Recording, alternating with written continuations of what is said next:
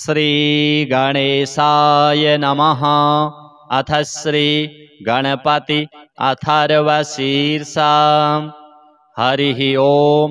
नमस्ते गणपतये त्वमेव प्रत्यक्षं तत्त्वमसि त्वमेव केवलं कर्तासि त्वमेव केवलं धर्तासि त्वमेव केवलं हर्तासि त्वमेव सर्वं खल्विदं ब्रह्मासि त्वं साक्षादात्मासि नित्यं ऋतं वच्मि सत्यं वच्मि अवत्वं माम् अववक्तारम् अवश्रोतारम् अवदातारम् अवधातारम् अवानूचानमवशिष्याम् अवपश्चात्तात् अवपुरस्तात् अवोत्तरात्तात् अवदक्षिणात्तात् अवचोर्ध्वात्तात् अवाधरात्तात् सर्वतो मां पाहि पाहि समन्तात् त्वं वाङ्मयस्त्वं चिन्मयः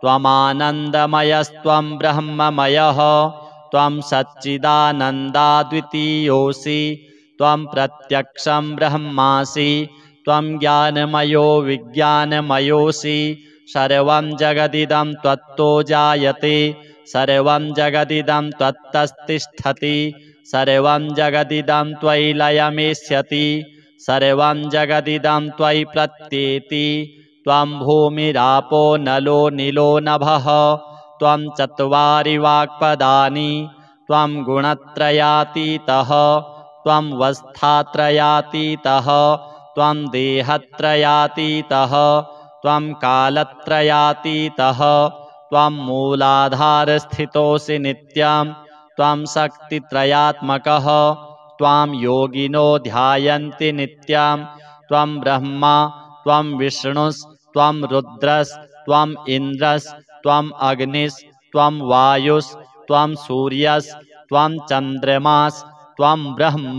भूर्भुवः स्वरों गणादिं पूर्वमुच्चार्य वर्णादिं तदनन्तरम् अनुस्वारः परतरः अर्धेन्दुलसितां तारेण रिद्धाम् एतत्तव मनुस्वरूपं गकारः पूर्वरूपम् अकारो मध्यमरूपम् अनुस्वारश्चान्त्यरूपम् बिन्दुरुत्तररूपम् नादः सन्धानं संहिता सन्धिः सैषा गणेशविद्या गणकऋषिः निश्चिद्गायत्री छन्दः गणपतिर्देवता।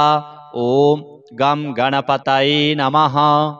एकदन्ताय विद्महे वक्रतुण्डाय धीमहि तन्नो दन्तिः प्रचोदयात्।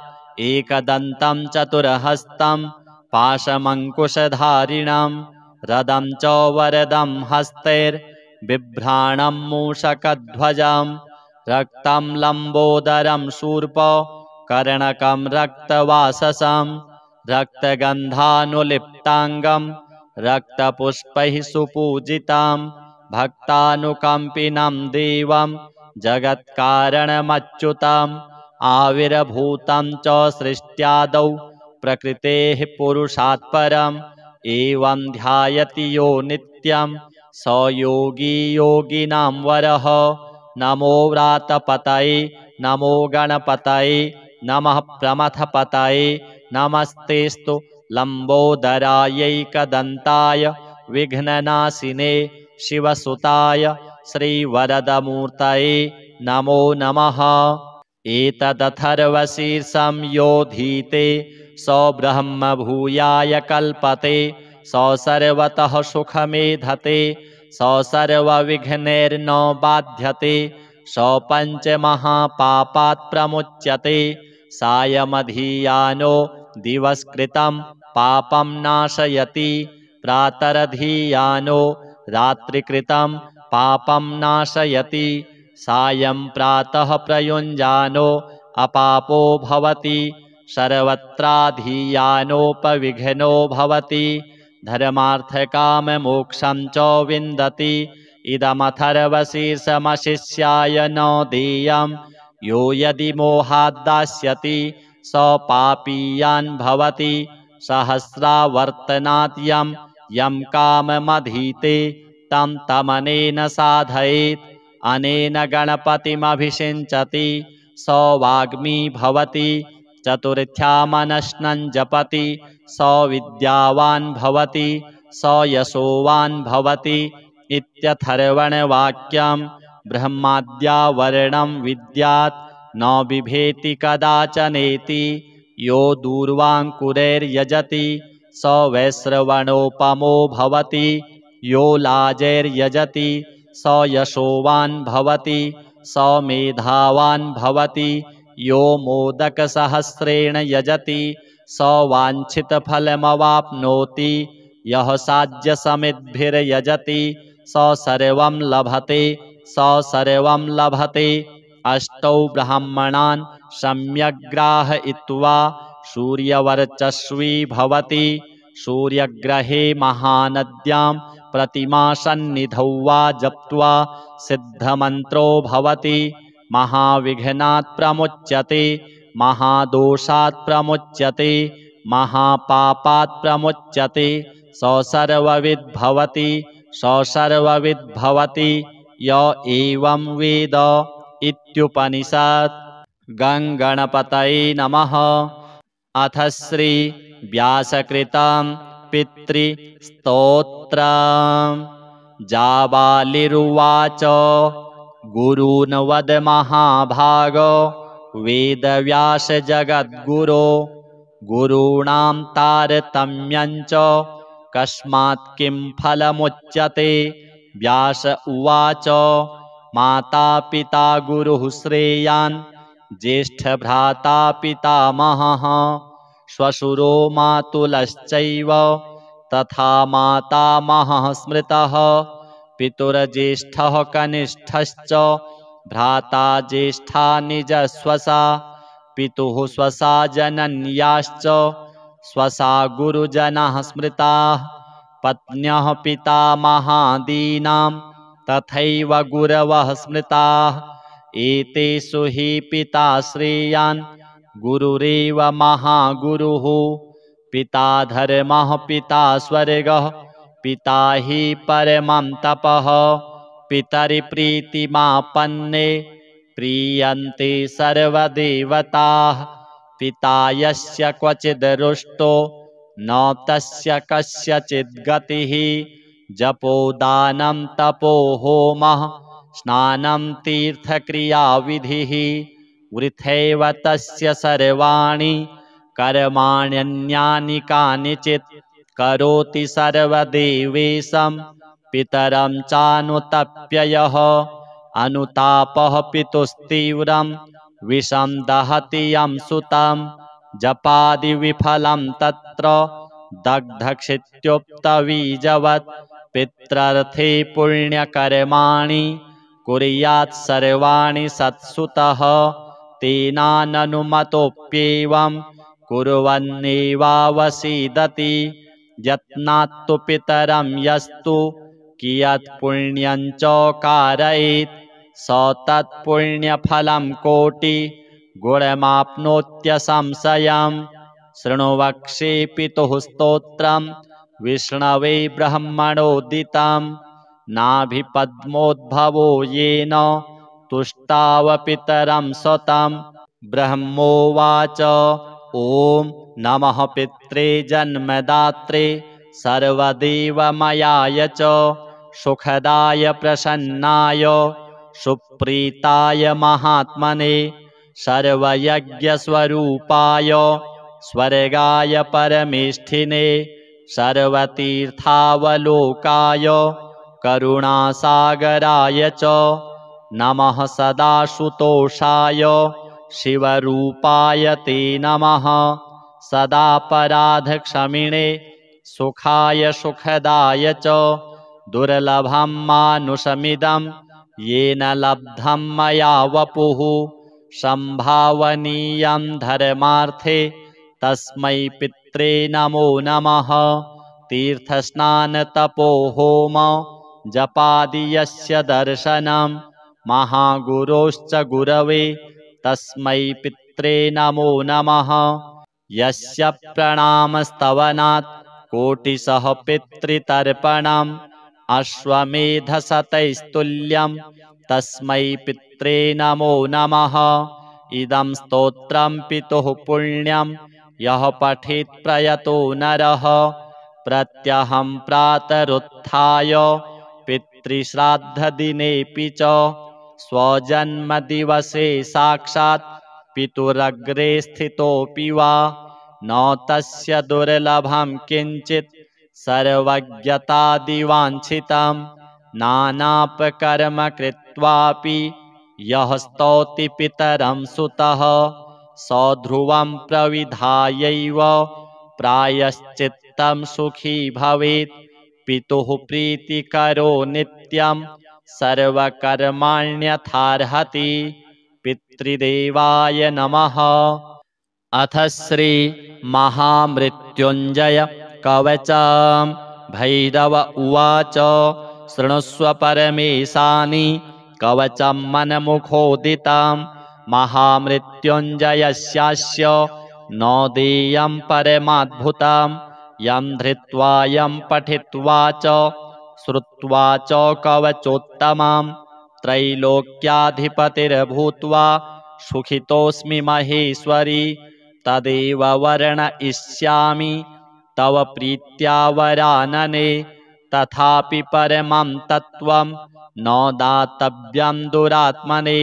विनियोगः अस्य श्री महामृत्युञ्जय कवचस्य श्री भैरव ऋषिः गायत्री छन्दः। श्री महामृत्युञ्जयो महारुद्रो देवता। ओं बीजं जूं शक्तिः सह कीलकं हौमिति तत्त्वं चतुर्वर्गसाधने मृत्युञ्जय कवचपाठे विनियोगः। ॐ चन्द्रमण्डलमध्यस्थं रुद्रं भाले विचिन्त्यतं तत्रस्थं चिन्तयेत् साध्यं मृत्युं प्राप्तोऽपि जीवति। ॐ जूं सह हौं शिरः पातु देवो मृत्युञ्जयो मम। ॐ श्रीं शिवो ललाटं मे। ॐ हौं भ्रुवौ सदाशिवः। नीलकण्ठोऽवतान्नेत्रे कपर्दीमेऽवताच्छ्रुति त्रिलोचनोऽवताद्गण्डौ नासां मे त्रिपुरान्तकः। मुखं पीयूषघटभृत् ओष्ठौ मे कृत्तिकाम्बरः। हनुं मे हाटकेशनो मुखं बटुकभैरवः। स्कन्धरां कालमथनो गलं गणप्रियोऽवतु। स्कन्धौ स्कन्दपिता पातु हस्तौ मे गिरिशोऽवतु। नखान् मे गिरिजानाथः पायादङ्गुलिसंयुतान्। स्तनौ तारापतिः पातु वक्षः पशुपतिर्मम। कुक्षिं कुबेरवरदः पार्श्वौ मे मारशासनः। सर्वः पातु तथा नाभिं शूलीपृष्ठं ममावतु। शिश्रनं मे शङ्करः पातु गुह्यं गुह्यकवल्लभः। कटिं कालान्तकः पायात् ऊरू मेन्धकघातकः। जागरूकोऽवताज्जानु जङ्घे मे कालभैरवः। गुल्फौ पायाज्जटाधारी पादौ मृत्युञ्जयोऽवतु। पादादिमूर्धपर्यन्तमघोरः पातु मे सदा। शिरसः पादपर्यन्तं सद्यो जातो ममावतु। रक्षाहीनं नामहीनं वपुः पात्वमृतेश्वरः। पूर्वे बलविकरणो दक्षिणे कालशासनः। पश्चिमे पार्वतीनाथो ह्युत्तरे मां मनोन्मनः। ऐशान्यामीश्वरः पायात् आग्नेयामग्निलोचनः। नैरृत्यां शम्भुरव्यान्मां वायव्यां वायुवाहनः। ऊर्ध्वे बलप्रमथनः पाताले परमेश्वरः। दशदिक्षु सदा पातु महामृत्युञ्जयश्च मां।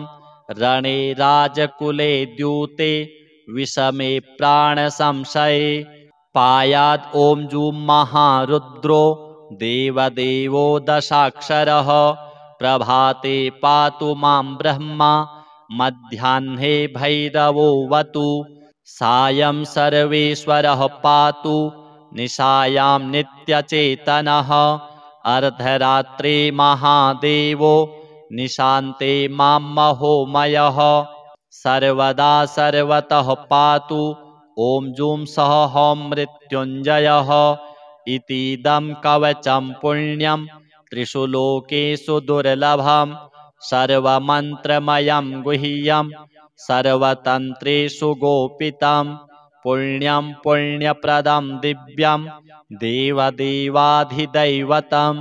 य इदं च पठेन्मन्त्री कवचं वार्चयेत्ततः तस्य हस्ते महादेवी त्र्यम्बकस्याष्टसिद्धयः रणे धृत्वा चरेद्युद्धं हत्वा शत्रूञ्जयं लभेत् जयं कृत्वा गृहं देवी सम्प्राप्स्यति सुखी पुनः महाभये महारोगे महामारी भये तथा दुर्भिक्षे शत्रुसंहारे पठेत् कवचमादरात् सर्वं तत्प्रशमं याति मृत्युञ्जयप्रसादतः धनं पुत्रान् सुखं लक्ष्मीम् आरोग्यं सर्वसम्पदः प्राप्नोति साधकः सद्यो देवी सत्यं न संशयः इतीदं कवचं पुण्यं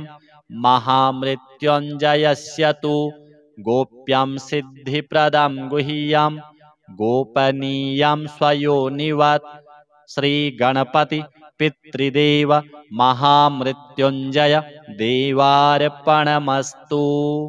अथ श्री गणपति अथर्वशीर्षा।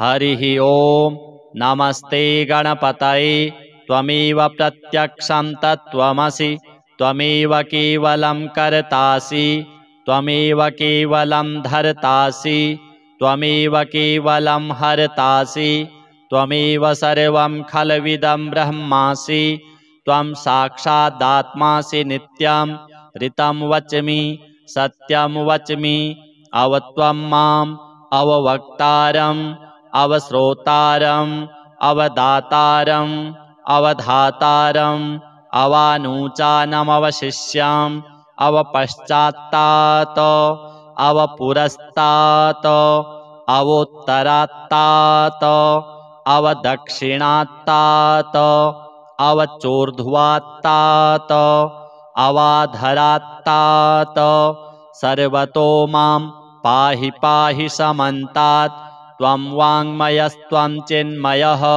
त्वमानन्दमयस्त्वं ब्रह्ममयः त्वं सच्चिदानन्दाद्वितीयोऽसि त्वं प्रत्यक्षं ब्रह्मासि त्वं ज्ञानमयो विज्ञानमयोऽसि सर्वं जगदिदं त्वत्तो जायते सर्वं जगदिदं त्वत्तस्तिष्ठति सर्वं जगदिदं त्वयि लयमेष्यति सर्वं जगदिदं त्वयि प्रत्येति त्वं भूमिरापो नलो नीलो नभः त्वं चत्वारि वाक्पदानि त्वं गुणत्रयातीतः त्वं वस्थात्रयातीतः त्वं देहत्रयातीतः त्वं कालत्रयातीतः त्वं मूलाधारस्थितोऽसि नित्यं त्वं शक्तित्रयात्मकः त्वां योगिनो ध्यायन्ति नित्यं त्वं ब्रह्मा त्वं विष्णुस्त्वं रुद्रस्त्वम् इन्द्रस्त्वम् अग्निस्त्वं वायुस्त्वं सूर्यस्त्वं चन्द्रमास्त्वं ब्रह्म भूर्भुवः स्वरों गणादिं पूर्वमुच्चार्य वर्णादिं तदनन्तरम् अनुस्वारः परतरः अर्धेन्दुलसितां तारेण रिद्धाम् एतत्तव मनुस्वरूपं गकारः पूर्वरूपम् अकारो मध्यमरूपम् अनुस्वारश्चान्त्यरूपम् बिन्दुरुत्तररूपम् नादः सन्धानम् संहिता सन्धिः सैषा गणेशविद्या गणकऋषिः निश्चिद्गायत्री छन्दः गणपतिर्देवता ॐ गं गणपतये नमः। एकदन्ताय विद्महे वक्रतुण्डाय धीमहि तन्नो दन्तिः प्रचोदयात्। एकदन्तं चतुर्हस्तं पाशमङ्कुशधारिणं रदं च वरदं हस्तैर्बिभ्राणं मूषकध्वजं रक्तं लम्बोदरं शूर्प कर्णकं रक्तवाससं रक्तगन्धानुलिप्ताङ्गं रक्तपुष्पैः सुपूजितं भक्तानुकम्पिनं देवं जगत्कारणमच्युतम् आविर्भूतं च सृष्ट्यादौ प्रकृतेः पुरुषात् परम् एवं ध्यायति यो नित्यं स योगी योगिनां वरः।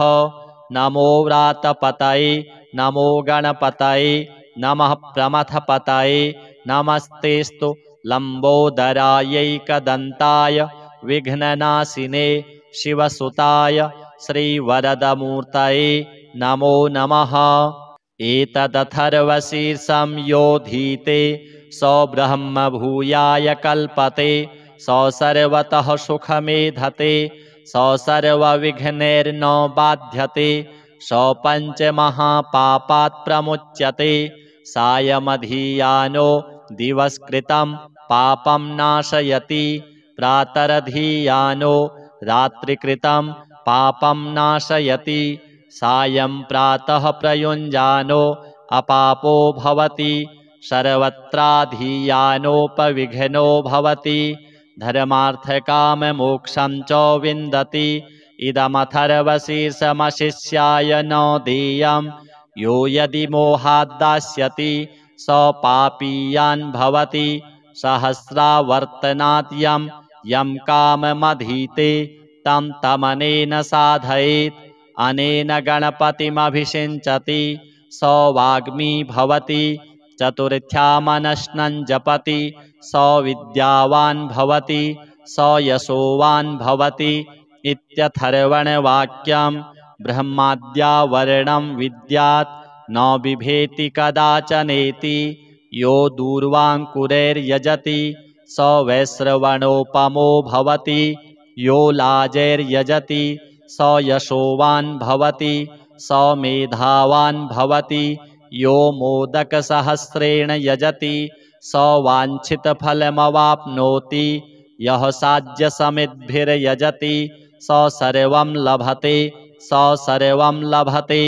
अष्टौ ब्राह्मणान् सम्यग्ग्राहयित्वा सूर्यवर्चस्वी भवति सूर्यग्रहे महानद्यां प्रतिमासन्निधौ वा जप्त्वा सिद्धमन्त्रो भवति महाविघ्नात् प्रमुच्यते महादोषात् प्रमुच्यते महापापात् प्रमुच्यते स सर्वविद्भवति स सर्वविद्भवति य एवं वेद इत्युपनिषत्। गणपतये नमः। अथ श्री व्यासकृतं पितृस्तोत्रम्। जाबालिरुवाच गुरून् वद महाभागो वेदव्यास जगद्गुरो गुरूणां तारतम्यं च कस्मात् किं फलमुच्यते।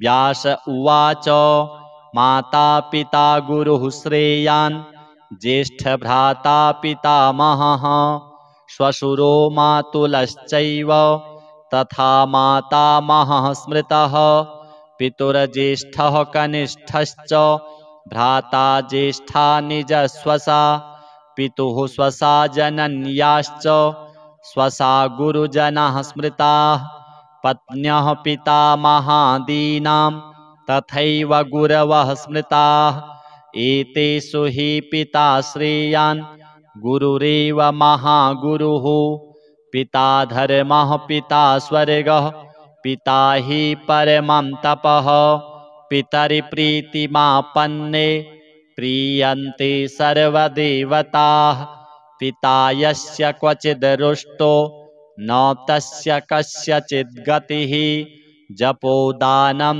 तपो होमः स्नानं तीर्थक्रियाविधिः वृथैव तस्य सर्वाणि कर्माण्यन्यानि कानिचित् करोति सर्वदेवेशं पितरं चानुतप्य यः अनुतापः पितुस्तीव्रं विषं दहति यं सुतं जपादिविफलं तत्र दग्धक्षित्युक्तबीजवत् पित्रर्थे पुण्यकर्माणि कुर्यात् सर्वाणि सत्सुतः तेनाननुमतोऽप्येवं कुर्वन्नेवावसीदति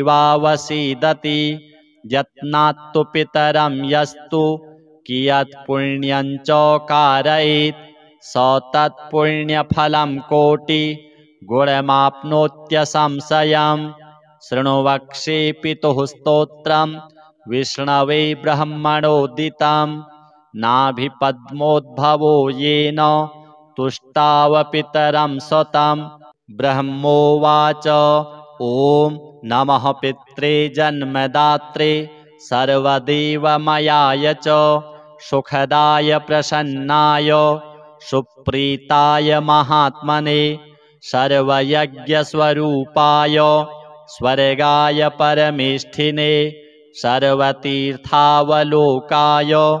करुणासागराय च नमः सदाशुतोषाय शिवरूपाय ते नमः सदापराधक्षमिणे सुखाय सुखदाय च दुर्लभं मानुषमिदं येन लब्धं मया वपुः संभावनीयं धर्मार्थे तस्मै पित्रे नमो नमः तीर्थस्नानतपोहोम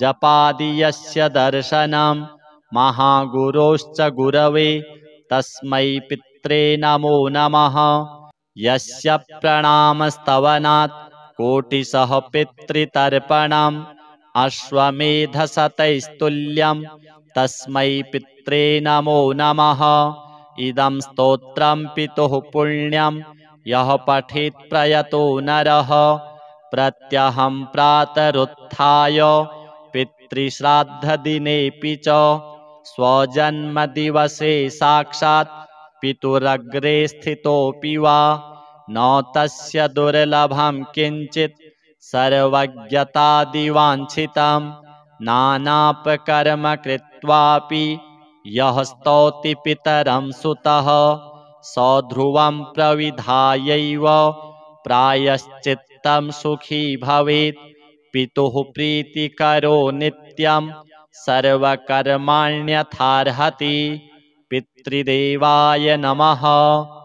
अथ श्री महामृत्युञ्जय कवचं भैरव उवाच शृणुष्व परमेशानि कवचं मनमुखोदितं महामृत्युञ्जयस्यास्य न देयं परमाद्भुतं यं धृत्वा यं पठित्वा च श्रुत्वा च कवचोत्तमं त्रैलोक्याधिपतिर्भूत्वा सुखितोऽस्मि महेश्वरी तदेव वर्णयिष्यामि तव प्रीत्या वरानने तथापि परमं तत्त्वं न दातव्यं दुरात्मने विनियोगः अस्य श्री महामृत्युञ्जय कवचस्य श्री भैरव ऋषिः गायत्री छन्दः श्री महामृत्युञ्जयो महारुद्रो देवता ॐ बीजं जूं शक्तिः सह कीलकं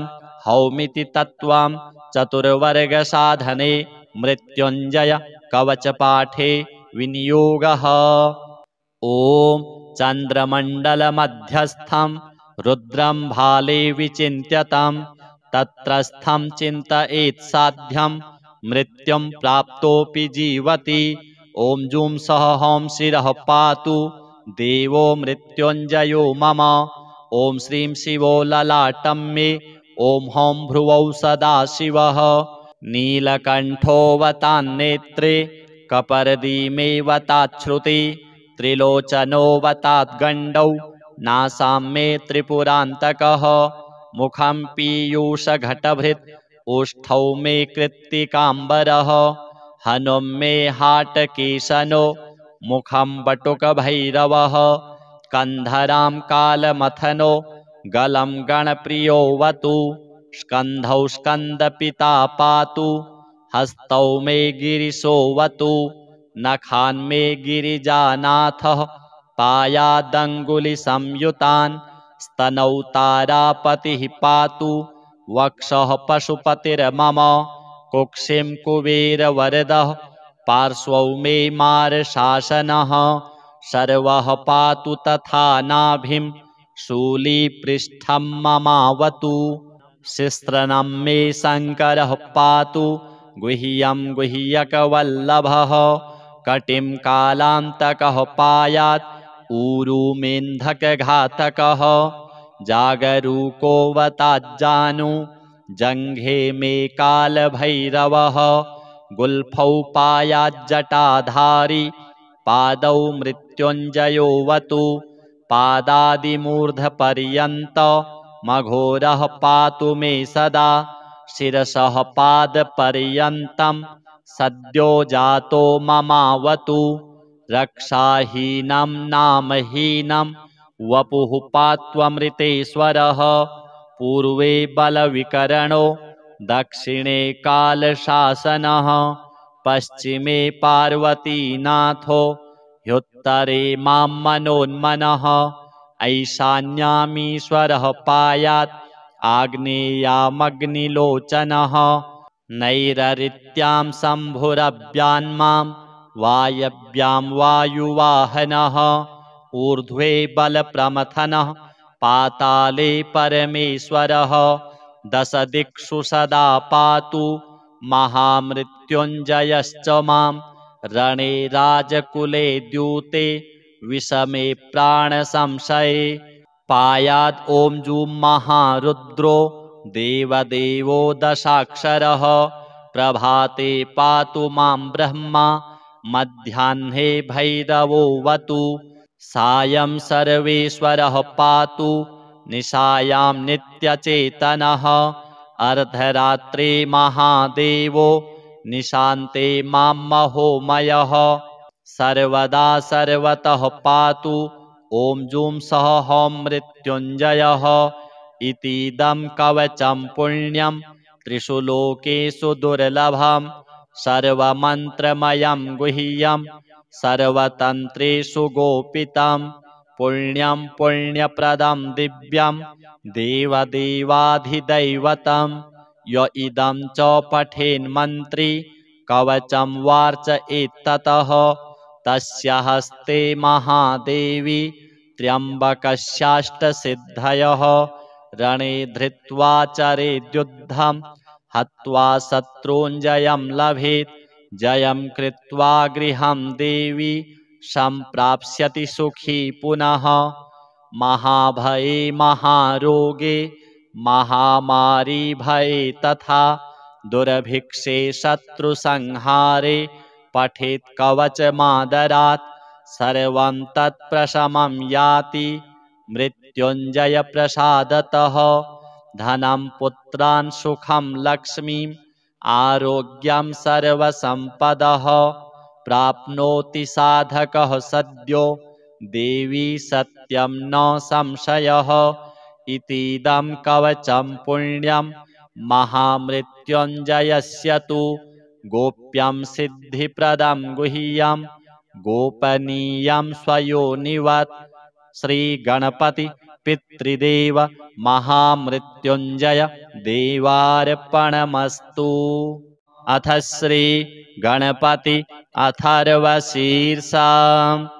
हरिः ओम नमस्ते गणपतये त्वमेव प्रत्यक्षं तत्त्वमसि त्वमेव केवलं कर्तासि त्वमेव केवलं धर्तासि त्वमेव केवलं हर्तासि त्वमेव सर्वं खल्विदं ब्रह्मासि त्वं साक्षादात्मासि नित्यं ऋतं वच्मि सत्यं वच्मि अवत्वं माम् अववक्तारम् अवश्रोतारम् अवदातारम् अवधातारम् अवानूचानमवशिष्याम् अवपश्चात्तात् अवपुरस्तात् अवोत्तरात्तात् अवदक्षिणात्तात् अवचोर्ध्वात्तात अवाधरात्तात सर्वतो मां पाहि पाहि समन्तात् त्वं वाङ्मयस्त्वं चिन्मयः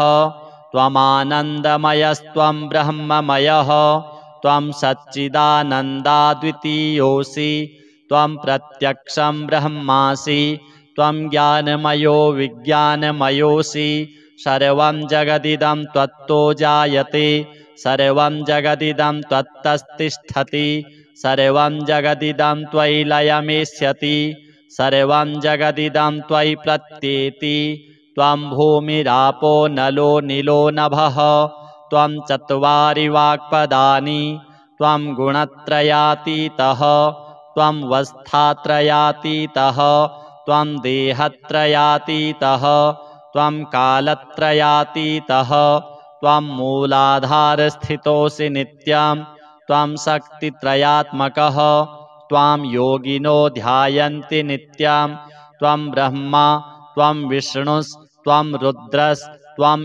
इन्द्रस्त्वम् अग्निस्त्वं वायुस्त्वं सूर्यस्त्वं चन्द्रमास्त्वं ब्रह्म भूर्भुवः स्वरों गणादिं पूर्वमुच्चार्य वर्णादिं तदनन्तरम् अनुस्वारः परतरः अर्धेन्दुलसितां तारेण रिद्धाम् एतत्तव मनुस्वरूपं गकारः पूर्वरूपम् अकारो मध्यमरूपम् अनुस्वारश्चान्त्यरूपम् बिन्दुरुत्तररूपम् नादः सन्धानं संहिता सन्धिः सैषा गणेशविद्या गणकऋषिः निश्चिद्गायत्री छन्दः गणपतिर्देवता ॐ गं गणपतये नमः।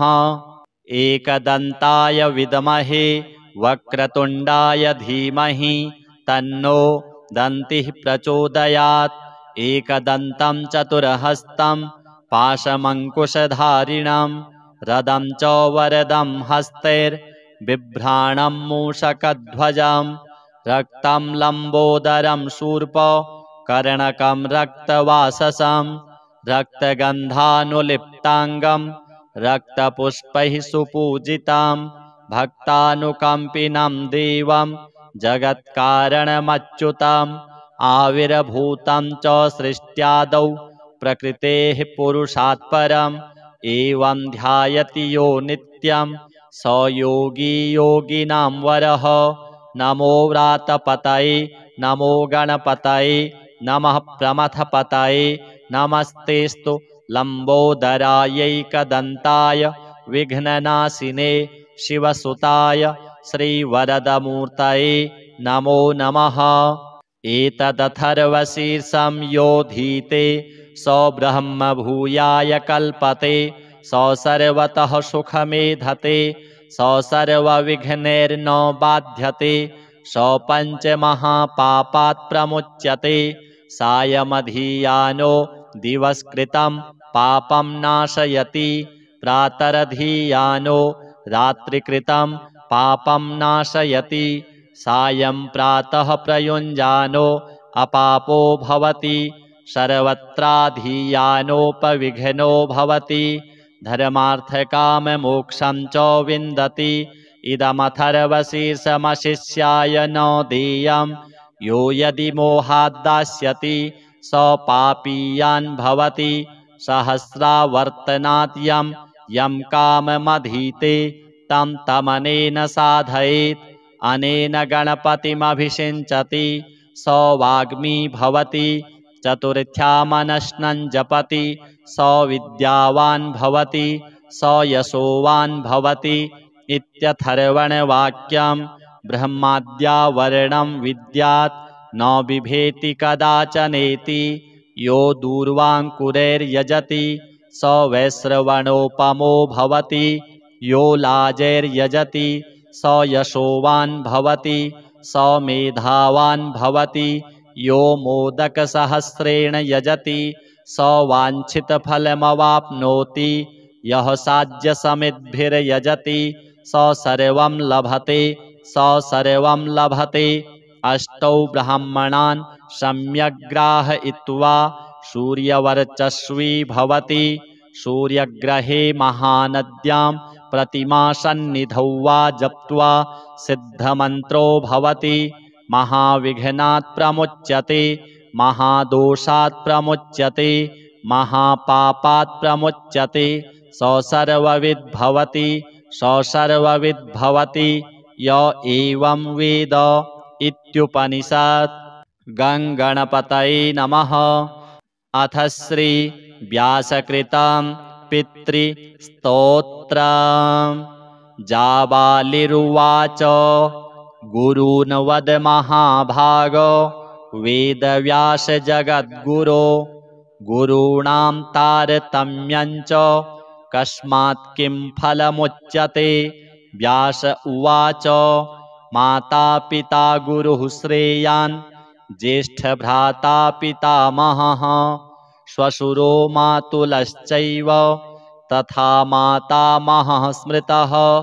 पितुर्ज्येष्ठः कनिष्ठश्च भ्राता ज्येष्ठा निजस्वसा। पितुः स्वसा जनन्याश्च स्वसा गुरुजनः स्मृताः। पत्न्यः पितामहादीनां तथैव गुरवः स्मृताः। एतेषु हि पिता श्रेयान् गुरुरेव महागुरुः।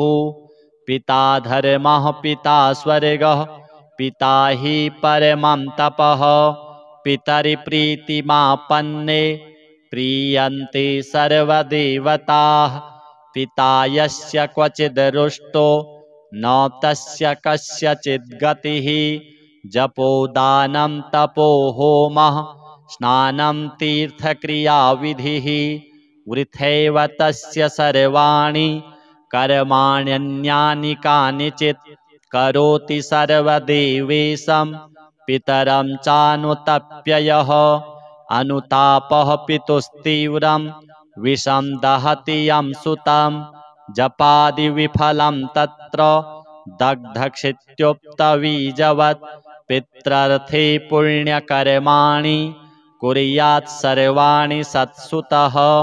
तेनाननुमतोऽप्येवं कुर्वन्नेवावसीदति। यत्नात्तु पितरं यस्तु कियत् पुण्यं च कारयेत्। स तत्पुण्यफलं कोटिगुणमाप्नोत्यसंशयम्। शृणु वक्ष्ये पितुः स्तोत्रं विष्णवे ब्रह्मणोदितं। नाभिपद्मोद्भवो येन तुष्टाव पितरं सतं। ब्रह्मोवाच ॐ नमः पित्रे जन्मदात्रे सर्वदेवमयाय च सुखदाय प्रसन्नाय सुप्रीताय महात्मने सर्वयज्ञस्वरूपाय स्वर्गाय परमेष्ठिने सर्वतीर्थावलोकाय करुणासागराय च नमः। सदाशुतोषाय शिवरूपाय ते नमः। सदापराधक्षमिणे सुखाय सुखदाय च दुर्लभं मानुषमिदं येन लब्धं मया वपुः। संभावनीयं धर्मार्थे तस्मै पित्रे नमो नमः।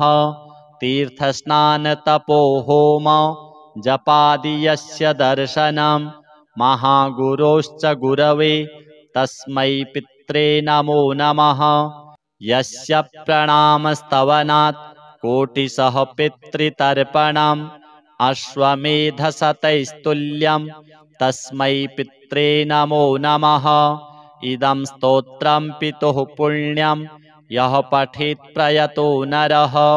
प्रत्यहं प्रातरुत्थाय पितृश्राद्धदिनेऽपि च स्वजन्मदिवसे साक्षात् पितुरग्रे स्थितोऽपि वा न तस्य दुर्लभं किञ्चित् सर्वज्ञतादिवाञ्छितं।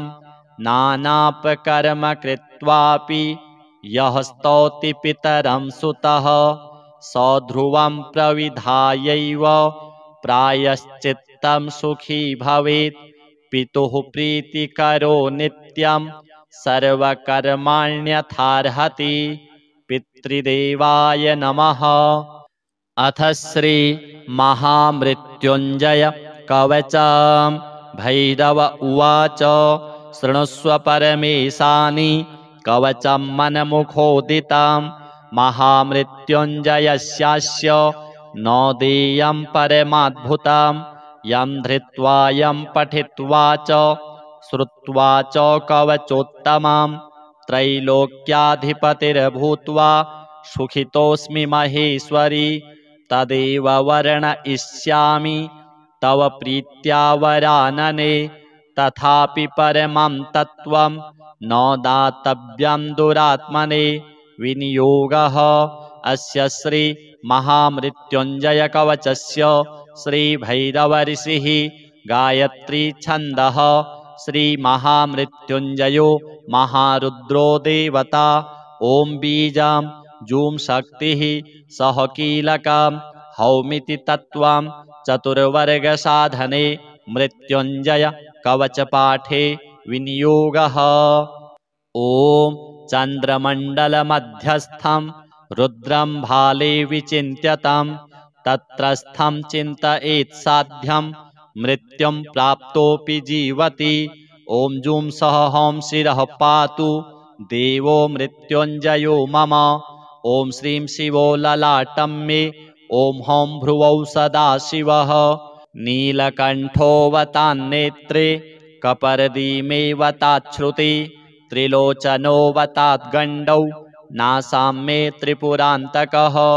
मुखं पीयूषघटभृत् ओष्ठौ मे कृत्तिकाम्बरः। हनुं मे हाटकेशनो मुखं बटुकभैरवः। कन्धरां कालमथनो गलं गणप्रियोऽवतु। स्कन्धौ स्कन्दपिता पातु हस्तौ मे गिरिशोऽवतु। नखान्मे गिरिजानाथः पायादङ्गुलिसंयुतान्। स्तनौ तारापतिः पातु वक्षः पशुपतिर्मम। कुक्षिं कुबेरवरदः पार्श्वौ मे मारशासनः। सर्वः पातु तथा नाभिं शूलीपृष्ठं ममावतु। शिश्रनं मे शङ्करः पातु गुह्यं गुह्यकवल्लभः। कटिं कालान्तकः पायात् ऊरुमेन्धकघातकः। जागरूकोऽवताज्जानु जङ्घे मे कालभैरवः। गुल्फौ पायाज्जटाधारी पादौ मृत्युञ्जयोऽवतु। पादादिमूर्धपर्यन्तमघोरः पातु मे सदा। शिरसः पादपर्यन्तं सद्यो जातो ममावतु। रक्षाहीनं नामहीनं वपुः पात्वमृतेश्वरः। पूर्वे बलविकरणो दक्षिणे कालशासनः। पश्चिमे पार्वतीनाथो ह्युत्तरे मां मनोन्मनः। ऐशान्यामीश्वरः पायात् आग्नेयामग्निलोचनः। नैरृत्यां शम्भुरव्यान्मां वायव्यां वायुवाहनः। ऊर्ध्वे बलप्रमथनः पाताले परमेश्वरः। दशदिक्षु सदा पातु महामृत्युञ्जयश्च मां। रणे राजकुले द्यूते विषमे प्राणसंशये। पायाद् ॐ जूं महारुद्रो देवदेवो दशाक्षरः। प्रभाते पातु मां ब्रह्मा मध्याह्ने भैरवोऽवतु। सायं सर्वेश्वरः पातु निशायां नित्यचेतनः। अर्धरात्रे महादेवो निशान्ते मां महोमयः। सर्वदा सर्वतः पातु ॐ जूं सह हौं मृत्युञ्जयः। इतीदं कवचं पुण्यं त्रिषु लोकेषु दुर्लभं। सर्वमन्त्रमयं गुह्यं सर्वतन्त्रेषु गोपितं। पुण्यं पुण्यप्रदं दिव्यं देवदेवाधिदैवतं। य इदं च पठेन्मन्त्री कवचं वार्चयेत् ततः।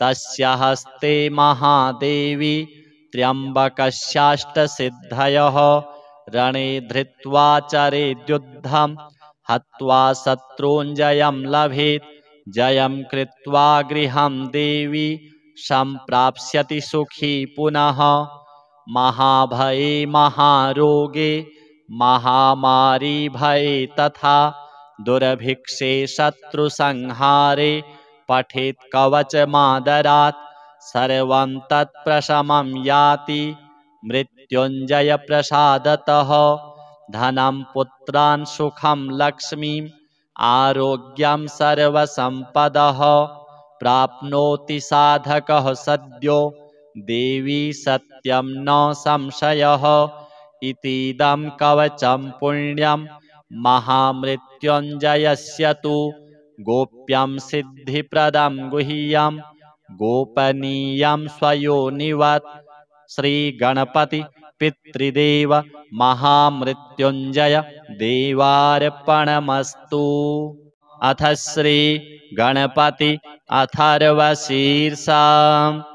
हरिः ओम नमस्ते गणपतये त्वमेव प्रत्यक्षं तत्त्वमसि त्वमेव केवलं कर्तासि त्वमेव केवलं धर्तासि त्वमेव केवलं हर्तासि त्वमेव सर्वं खल्विदं ब्रह्मासि त्वं साक्षादात्मासि नित्यं ऋतं वच्मि सत्यं वच्मि अवत्वं माम् अववक्तारम् अवश्रोतारम् अवदातारम् अवधातारम् अवानूचानमवशिष्याम् अवपश्चात्तात् अवपुरस्तात् अवोत्तरात्तात् अवदक्षिणात्तात् अवचोर्ध्वात्तात् अवाधरात्तात् सर्वतो मां पाहि पाहि समन्तात् त्वं वाङ्मयस्त्वं चिन्मयः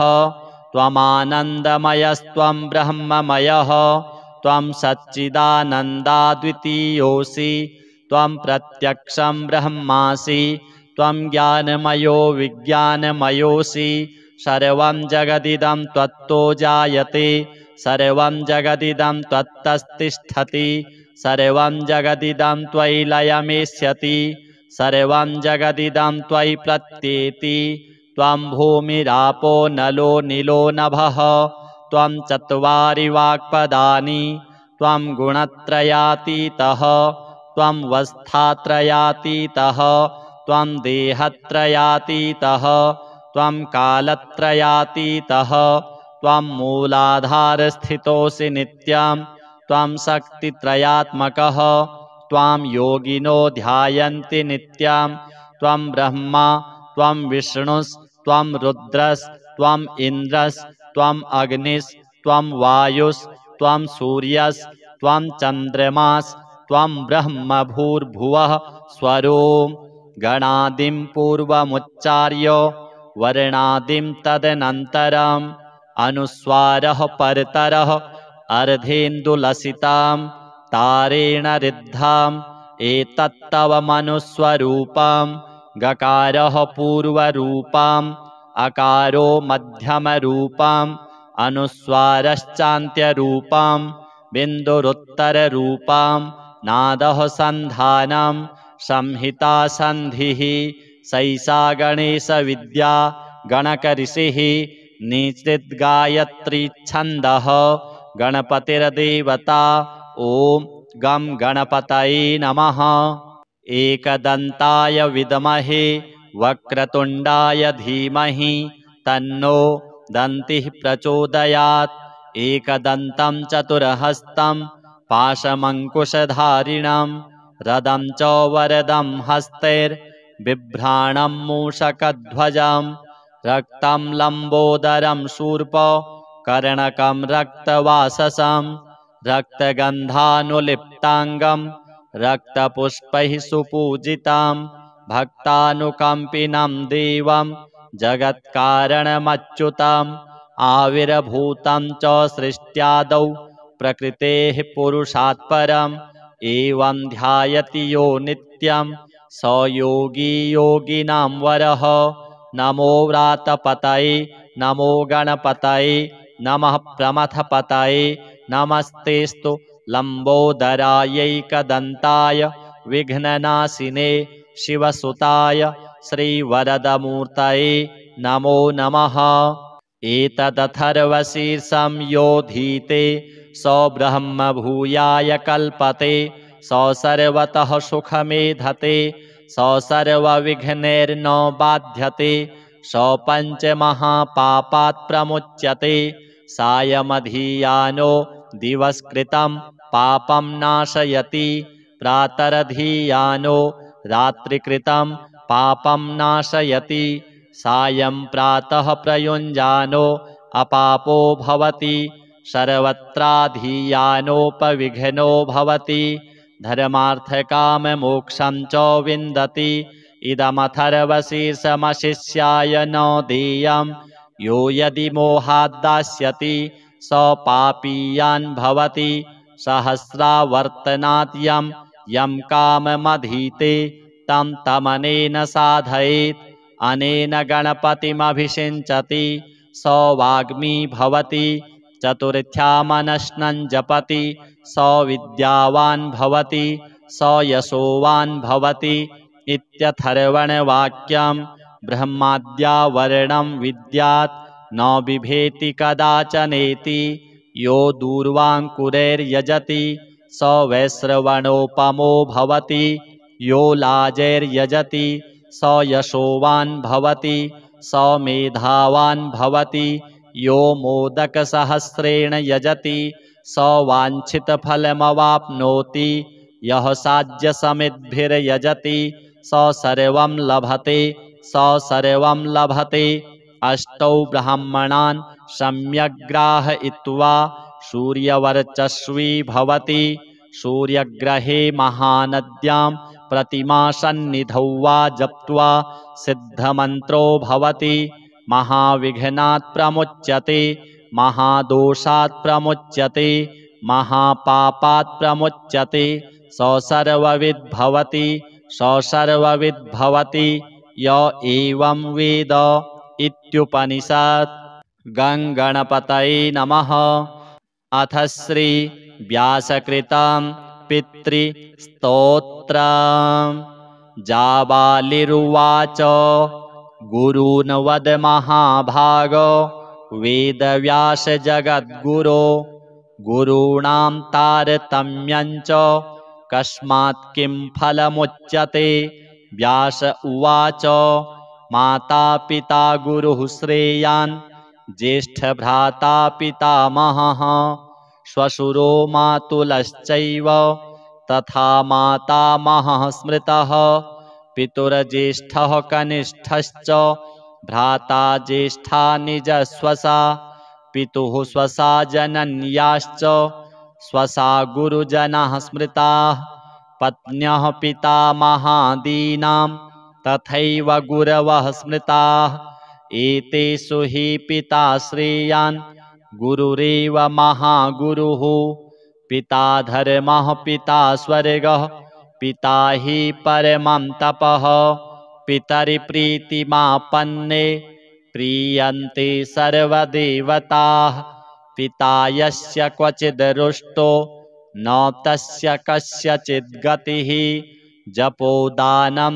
तपो होमः स्नानं तीर्थक्रियाविधिः वृथैव तस्य सर्वाणि कर्माण्यन्यानि कानिचित् करोति सर्वदेवेशं पितरं चानुतप्य यः अनुतापः पितुस्तीव्रं विषं दहति यं सुतं जपादिविफलं तत्र दग्धक्षित्युक्तबीजवत् पित्रर्थे पुण्यकर्माणि कुर्यात् सर्वाणि सत्सुतः तेनाननुमतोऽप्येवं कुर्वन्नेवावसीदति यत्नात्तु पितरं यस्तु कियत् पुण्यं च कारयेत् स तत्पुण्यफलं कोटिगुणमाप्नोत्यसंशयम् शृणु वक्ष्ये पितुः स्तोत्रं विष्णवे ब्रह्मणोदितं नाभिपद्मोद्भवो येन तुष्टावपितरं सतं। ब्रह्मोवाच ॐ नमः पित्रे जन्मदात्रे सर्वदेवमयाय च सुखदाय प्रसन्नाय सुप्रीताय महात्मने सर्वयज्ञस्वरूपाय स्वर्गाय परमेष्ठिने सर्वतीर्थावलोकाय करुणासागराय च नमः सदाशुतोषाय शिवरूपाय ते नमः सदापराधक्षमिणे सुखाय सुखदाय च दुर्लभं मानुषमिदं येन लब्धं मया वपुः संभावनीयं धर्मार्थे तस्मै पित्रे नमो नमः तीर्थस्नानतपोहोम जपादि यस्य दर्शनं महागुरोश्च गुरवे तस्मै पित्रे नमो नमः यस्य प्रणामस्तवनात् कोटिशः पितृतर्पणम् अश्वमेधशतैस्तुल्यं तस्मै पित्रे नमो नमः इदं स्तोत्रं पितुः पुण्यं यः पठेत् प्रयतो नरः प्रत्यहं प्रातरुत्थाय पितृश्राद्धदिनेऽपि च स्वजन्मदिवसे साक्षात् पितुरग्रे स्थितोऽपि वा न तस्य दुर्लभं किञ्चित् सर्वज्ञतादिवाञ्छितं नानापकर्म कृत्वापि यः स्तौति पितरं सुतः स ध्रुवं प्रविधायैव प्रायश्चित्तं सुखी भवेत् पितुः प्रीतिकरो नित्यं सर्वकर्माण्यथार्हति पितृदेवाय नमः। अथ श्री महामृत्युञ्जय कवचं भैरव उवाच शृणुष्व परमेशानि कवचं मनमुखोदितं महामृत्युञ्जयस्यास्य न देयं परमाद्भुतं यं धृत्वा यं पठित्वा च श्रुत्वा च कवचोत्तमं त्रैलोक्याधिपतिर्भूत्वा सुखितोऽस्मि महेश्वरी तदेव वर्णयिष्यामि तव प्रीत्या वरानने तथापि परमं तत्त्वं न दातव्यं दुरात्मने विनियोगः अस्य श्री महामृत्युञ्जयकवचस्य श्रीभैरवऋषिः गायत्री छन्दः श्री महामृत्युञ्जयो महारुद्रो देवता ॐ बीजं जूं शक्तिः सह कीलकं हौमिति तत्त्वं चतुर्वर्गसाधने मृत्युञ्जय कवचपाठे विनियोगः। ॐ चन्द्रमण्डलमध्यस्थं रुद्रं भाले विचिन्त्यतं तत्रस्थं चिन्तयेत् साध्यं मृत्युं प्राप्तोऽपि जीवति ॐ जूं सह हौं शिरः पातु देवो मृत्युञ्जयो मम ॐ श्रीं शिवो ललाटं मे ॐ हौं भ्रुवौ सदाशिवः नीलकण्ठोऽवतान्नेत्रे कपर्दीमेवताच्छ्रुति त्रिलोचनोऽवताद्गण्डौ नासां मे त्रिपुरान्तकः मुखं पीयूषघटभृत् ओष्ठौ मे कृत्तिकाम्बरः हनुं मे हाटकेशनो मुखं बटुकभैरवः कन्धरां कालमथनो गलं गणप्रियोऽवतु स्कन्धौ स्कन्दपिता पातु हस्तौ मे गिरिशोऽवतु नखान् मे गिरिजानाथः पायादङ्गुलिसंयुतान् स्तनौ तारापतिः पातु वक्षः पशुपतिर्मम कुक्षिं कुबेरवरदः पार्श्वौ मे मारशासनः सर्वः पातु तथा नाभिं शूलीपृष्ठं ममावतु शिस्त्रनं मे शङ्करः पातु गुह्यं गुह्यकवल्लभः कटिं कालान्तकः पायात् ऊरुमेन्धकघातकः जागरूकोऽवताज्जानु जङ्घे मे कालभैरवः गुल्फौ पायाज्जटाधारी पादौ मृत्युञ्जयोऽवतु पादादिमूर्धपर्यन्तमघोरः पातु मे सदा शिरसः पादपर्यन्तं सद्यो जातो ममावतु रक्षाहीनं नामहीनं वपुः पात्वमृतेश्वरः पूर्वे बलविकरणो दक्षिणे कालशासनः पश्चिमे पार्वतीनाथो ह्युत्तरे मां मनोन्मनः ऐशान्यामीश्वरः पायात् आग्नेयामग्निलोचनः नैररित्यां शम्भुरव्यान्मां वायव्यां वायुवाहनः ऊर्ध्वे बलप्रमथनः पाताले परमेश्वरः दशदिक्षु सदा पातु महामृत्युञ्जयश्च मां रणे राजकुले द्यूते विषमे प्राणसंशये पायात् ॐ जूं महारुद्रो देवदेवो दशाक्षरः प्रभाते पातु मां ब्रह्मा मध्याह्ने भैरवोऽवतु सायं सर्वेश्वरः पातु निशायां नित्यचेतनः अर्धरात्रे महादेवो निशान्ते मां महोमयः सर्वदा सर्वतः पातु ॐ जूं सः हौं मृत्युञ्जयः इतीदं कवचं पुण्यं त्रिषु लोकेषु दुर्लभं सर्वमन्त्रमयं गुह्यं सर्वतन्त्रेषु गोपितं पुण्यं पुण्यप्रदं दिव्यं देवदेवाधिदैवतं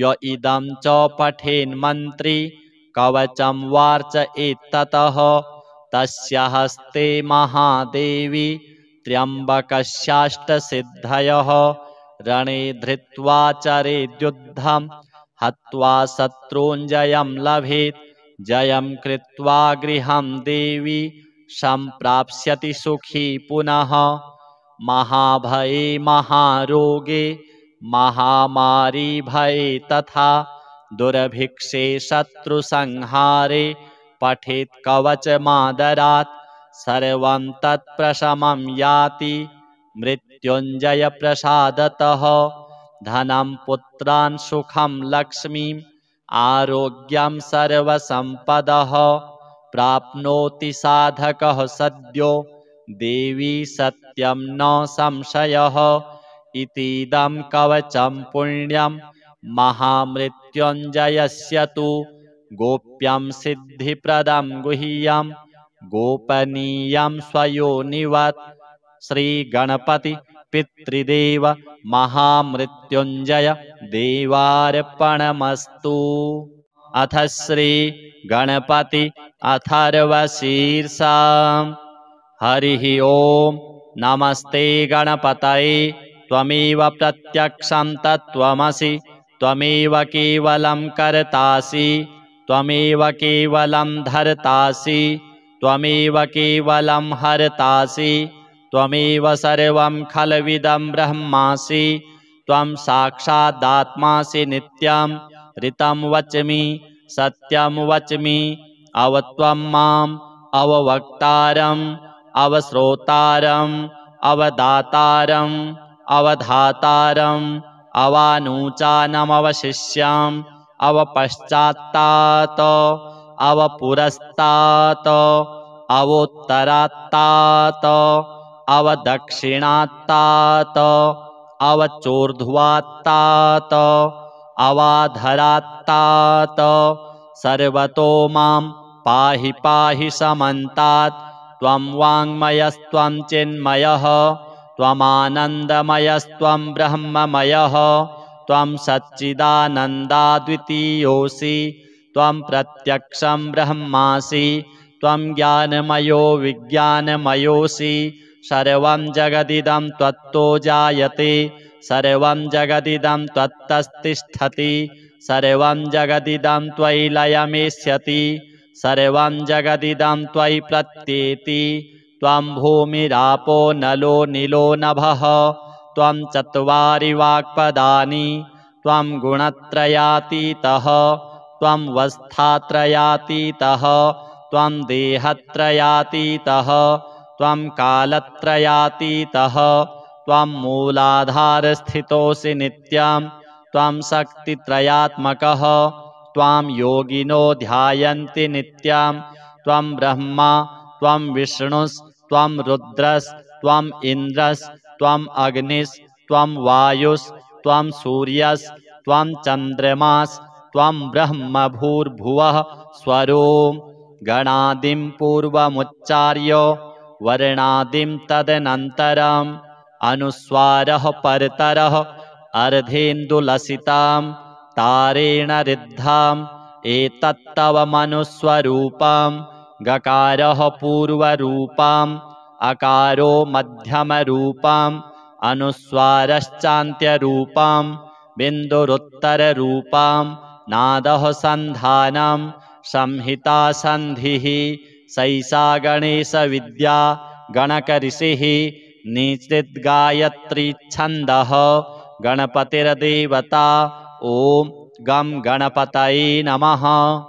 एकदन्ताय विद्महे वक्रतुण्डाय धीमहि तन्नो दन्तिः प्रचोदयात् एकदन्तं चतुर्हस्तं पाशमङ्कुशधारिणं रदं च वरदं हस्तैर्बिभ्राणं मूषकध्वजं रक्तं लम्बोदरं शूर्प कर्णकं रक्तवाससं रक्तगन्धानुलिप्ताङ्गं रक्तपुष्पैः सुपूजितं भक्तानुकम्पिनं देवं जगत्कारणमच्युतम् आविर्भूतं च सृष्ट्यादौ प्रकृतेः पुरुषात् परम् एवं ध्यायति यो नित्यं स योगी योगिनां वरः।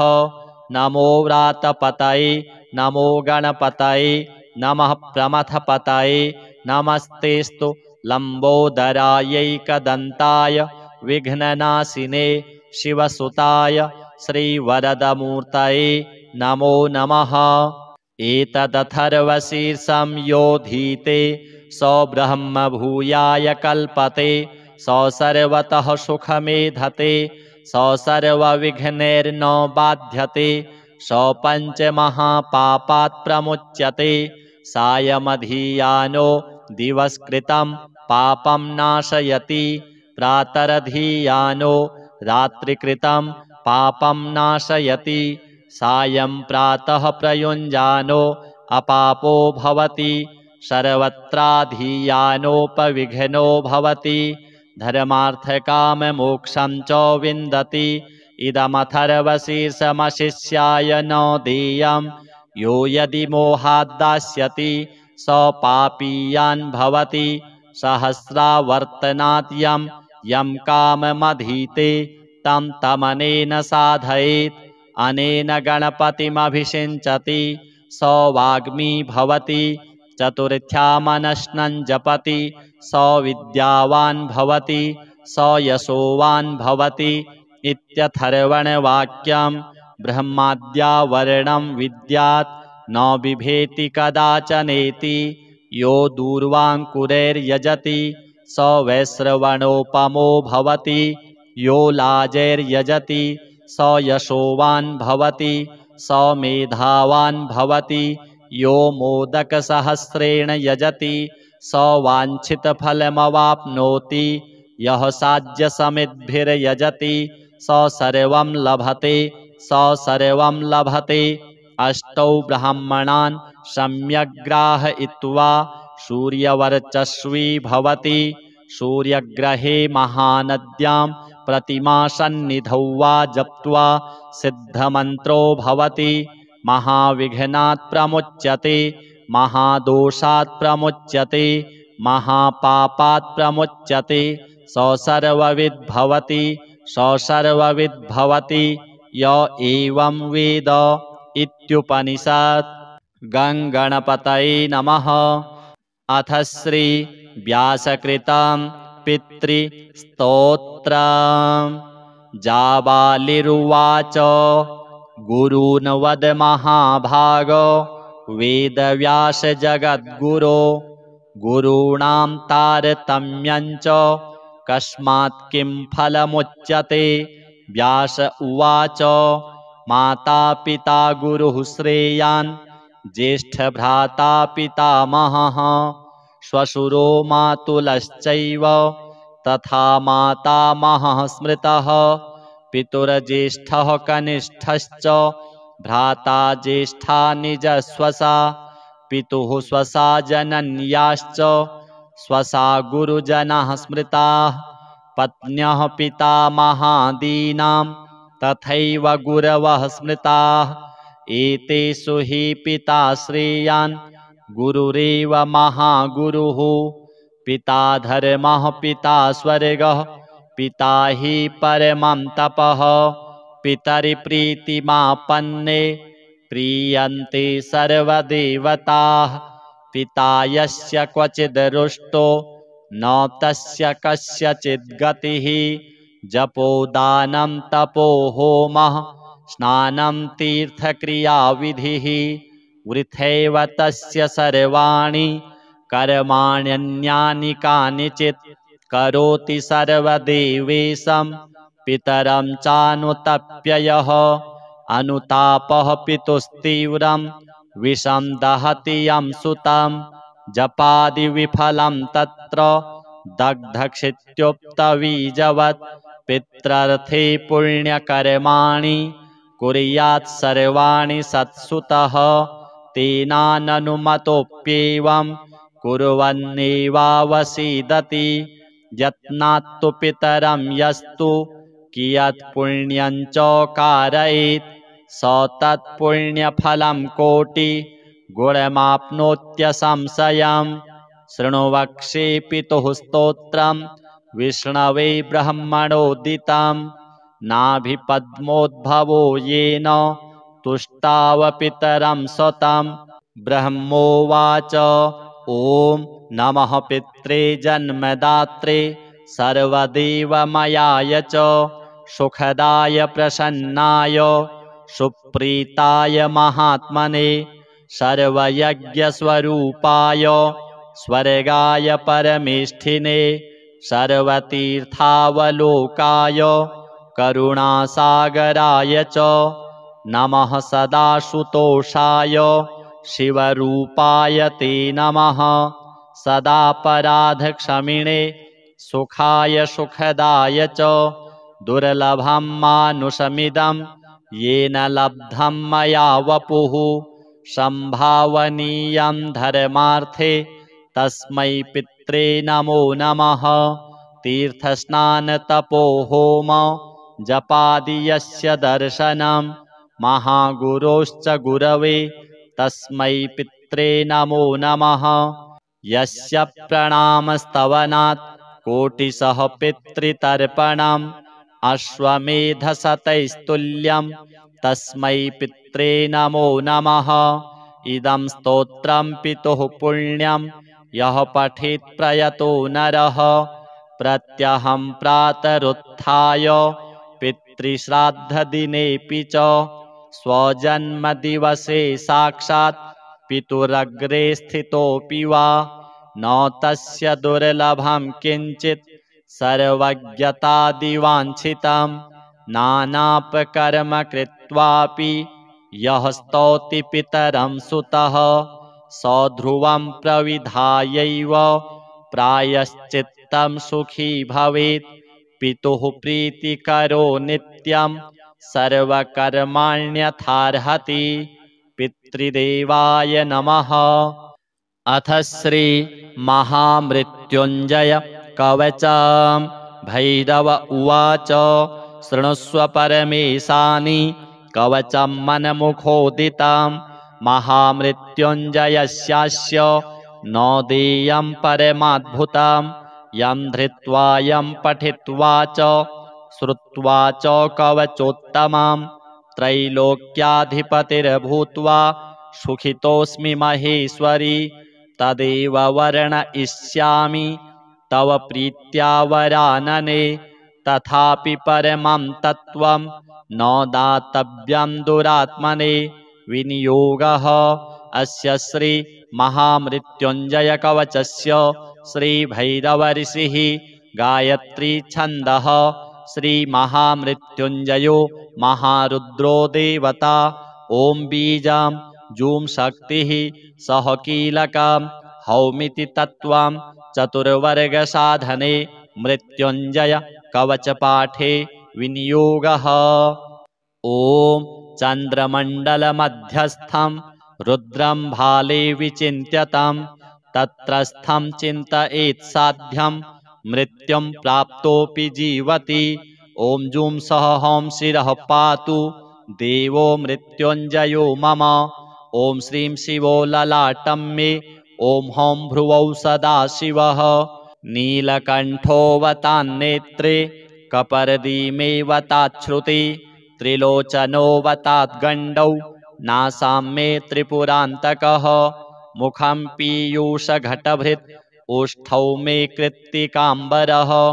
हनुं मे हाटकेशनो मुखं बटुकभैरवः। कन्धरां कालमथनो गलं गणप्रियोऽवतु स्कन्धौ स्कन्दपिता पातु हस्तौ मे गिरिशोऽवतु। नखान् मे गिरिजानाथः पायादङ्गुलिसंयुतान् स्तनौ तारापतिः पातु वक्षः पशुपतिर्मम। कुक्षिं कुबेरवरदः पार्श्वौ मे मारशासनः। सर्वः पातु तथा नाभिं शूलीपृष्ठं ममावतु। शिश्रनं मे शङ्करः पातु गुह्यं गुह्यकवल्लभः। कटिं कालान्तकः पायात् ऊरुमेन्धकघातकः। जागरूकोऽवताज्जानु जङ्घे मे कालभैरवः। गुल्फौ पायाज्जटाधारी पादौ मृत्युञ्जयोऽवतु। पादादिमूर्धपर्यन्तमघोरः पातु मे सदा। शिरसः पादपर्यन्तं सद्यो जातो ममावतु। रक्षाहीनं नामहीनं वपुः पात्वमृतेश्वरः। पूर्वे बलविकरणो दक्षिणे कालशासनः। पश्चिमे पार्वतीनाथो ह्युत्तरे मां मनोन्मनः। ऐशान्यामीश्वरः पायात् आग्नेयामग्निलोचनः। नैरृत्यां शम्भुरव्यान्मां वायव्यां वायुवाहनः। ऊर्ध्वे बलप्रमथनः पाताले परमेश्वरः। दशदिक्षु सदा पातु महामृत्युञ्जयश्च मां। रणे राजकुले द्यूते विषमे प्राणसंशये पायाद् ॐ जूं महारुद्रो देवदेवो दशाक्षरः। प्रभाते पातु मां ब्रह्मा मध्याह्ने भैरवोऽवतु। सायं सर्वेश्वरः पातु निशायां नित्यचेतनः। अर्धरात्रे महादेवो निशान्ते मां महोमयः। सर्वदा सर्वतः पातु ॐ जूं सह हौं मृत्युञ्जयः। इतीदं कवचं पुण्यं त्रिषु लोकेषु दुर्लभं। सर्वमन्त्रमयं गुह्यं सर्वतन्त्रेषु गोपितं। पुण्यं पुण्यप्रदं दिव्यं देवदेवाधिदैवतं। य इदं च पठेन्मन्त्री कवचं वार्चयेत्ततः तस्य हस्ते महादेवी त्र्यम्बकस्याष्टसिद्धयः। रणे धृत्वा चरेद्युद्धं हत्वा शत्रूञ्जयं लभेत्। जयं कृत्वा गृहं देवी सम्प्राप्स्यति सुखी पुनः। महाभये महारोगे महामारी भये तथा दुर्भिक्षे शत्रुसंहारे पठेत् कवचमादरात्। सर्वं तत्प्रशमं याति मृत्युञ्जयप्रसादतः। धनं पुत्रान् सुखं लक्ष्मीम् आरोग्यं सर्वसम्पदः। प्राप्नोति साधकः सद्यो देवी सत्यं न संशयः। इतीदं कवचं पुण्यं महामृत्युञ्जयस्य तु गोप्यां सिद्धिप्रदां गुह्यां गोपनीयां स्वयोनिवत् श्रीगणपति पितृदेव महामृत्युञ्जय देवार्पणमस्तु।